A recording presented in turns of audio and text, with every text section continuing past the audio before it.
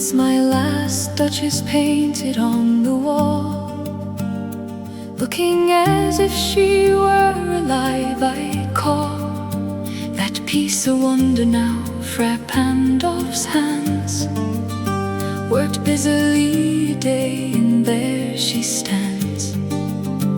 Wilt please you sit and look at her, I said. Fra Pandolf by design, for never read strangers like you that pictured countenance, the depth and passion of its earnest glance. But to myself they turn, since none puts by the curtain I have drawn for you. But it seemed as they would ask me if they durst, how such a glance came there. So, not the first.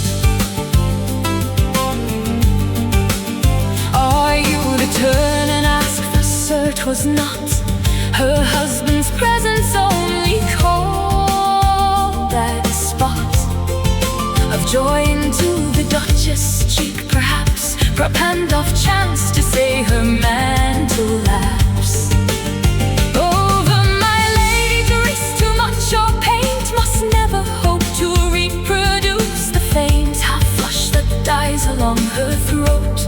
Such stuff was courtesy, she thought, and cause enough for calling up that spot of joy. She had a heart, how shall I say, too soon made glad, too easily impressed. She liked whatever she looked on, and her looks went everywhere. 'Twas all one, my favor at her breast, the dropping of the daylight in the west, the bough of cherries some officious fool broke in the orchard for her, the white mule she rode with around the terrace. All and each would draw from her alike the approving speech or blush. At least she thanked men, but thanked somehow, I know not how, as if she ranked my gift of a 900 years old name with anybody's gift who'd stoop to blame. This sort of trifling, even had you skill in speech, which I have not, to make your will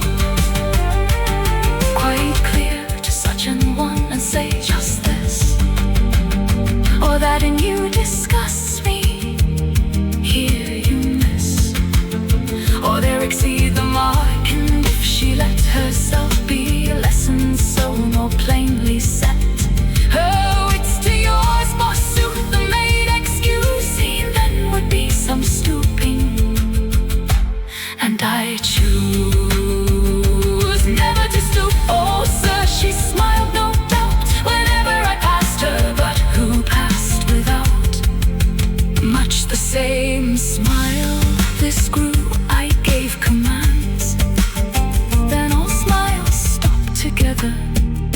There she stands, as if a life will please your eyes. We'll meet the company below, then I repeat, the count your master's no munificence is ample warrant that no just pretense of mine for dowry will be disallowed, though his fair daughter's self is I avowed, and starting is my object. Nay, we'll go together down, sir, notice Neptune though, taming a seahorse thought a rarity, which claws of Innsbruck cast in bronze for me.